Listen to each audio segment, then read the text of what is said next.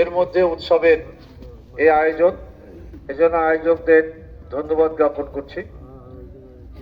আমরা হয়তো একটা পিঠা উৎসব নামক এই অনুষ্ঠান আমাদের সমাজে প্রত্যেকটি মানুষের নানাবিধ প্রতিভা থাকে। পিঠা সবাই বানাতে পারে না, বানালেও সবার স্বাদ একরকম হয় না।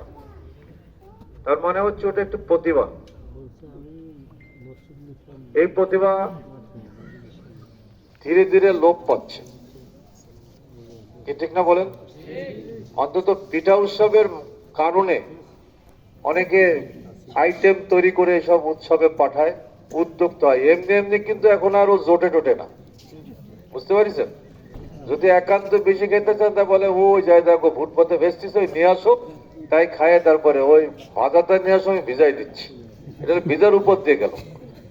আর যদি আপনি ভাপা ভুলা টুলা করতে চান, ওখানে যে আপনি নিজের মধ্যে নিজে ফুলে থেকে তারপর ভাপা ভুলি খেয়ে চলে আসবেন। এই জন্য এই উৎসব অনেক সময় দেখা যায় যে আমি দেখেছি যে পিঠা উৎসবে তখন অনেকে উৎসাহ নিয়ে যে আগে থেকে বলে কিছুটা চর্চা করে তারপরে ওই দিন উৎসব উদ্দীপনা নিয়ে এটা চলে আসে।